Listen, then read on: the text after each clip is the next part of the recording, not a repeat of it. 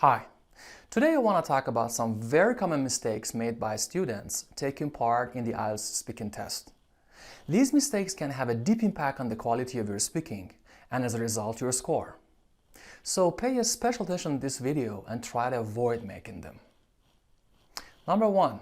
Relax. One common problem with the students is that they usually show up for the IELTS speaking test while they're so tense and stressed out. In this case, they not only do not speak naturally, but they also speak as if they are a recorder robot. In fact, it is really important to keep in mind that you should try to speak naturally the way you talk to your friends and colleagues. Remember, you should speak English neither too informal nor formal. In fact, it is really important to know that when you are relaxed, your mind can work more effectively and process the information more efficiently. And most importantly, you can look natural and native-like. Number 2, speaking part 1 is about you. Keep it in your mind that the questions and topics in part 1 of the IELTS speaking test is mostly personal and about you. Some topics like talking about your studies, your job, your hometown, and so on. One common problem in this case is that students usually tend to take it too serious and prepare some very impressive answers. However, the fact is that there is no need for that. Instead, try to look natural, fluent, and coherent by preparing some related answers in a conversational way. There is no need for complex grammar, difficult vocabulary, brilliant ideas, or impressive answers. Number 3, do not overthink it. This is considered as another very common problem among students' answers. What I mean is that to answer a question, some students tend to overthink by occupying their mind about some issues like complex grammar, difficult vocabularies, brilliant answers.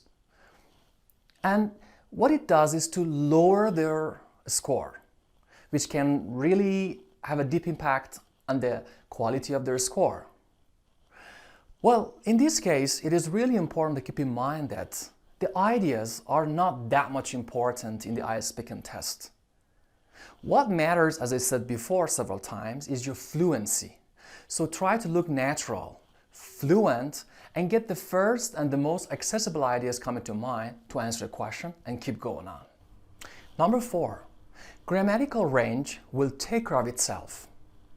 What I mean is that to answer a question, some students are too worried about the grammar they want to use. That can really make them to overthink again, which can really lower their fluency. The important point in this case is that the complexity of your answers are not that much important. You've got to really pay a special attention to the accuracy and the fluency of your talk. The fact is that each question purposefully targets a particular type of grammar. So it is advisable to listen to the examiner's question carefully and try to apply the grammar which is appropriate to cover that question. So as I said before, pay a special attention to the question and then apply an appropriate grammar for that. Number 5. Do not stick rigidly to the bullet points in part 2 of the IELTS speaking test. As you know, in part 2 in IELTS speaking test, the examiner gives you a prompt with some bullet points starting with some WH questions like when, how, where, who, and so on. A common problem in this case is that there are some students who stick rigidly to these bullet points, for example, by going from bullet point 1 to bullet point 2, 3, and 4. Another common problem in this case is the mismanagement of time. There are some students who have reached to bullet point 4 while only 40 seconds of time have passed.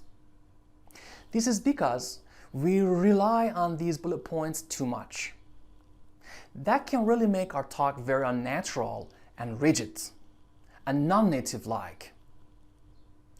Instead of relying on too much on these bullet points while we're speaking in this part, we should have our own special plan.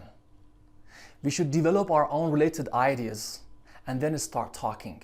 And while we're speaking, we should have a quick glance at our watch in order to control the time. So being natural and fluent is another really important point in this case again. Well, what do you think? What other mistakes are made by students in IELTS speaking tests? Please give your comments under this post, and of course, don't forget to follow us and introduce our page to your friends.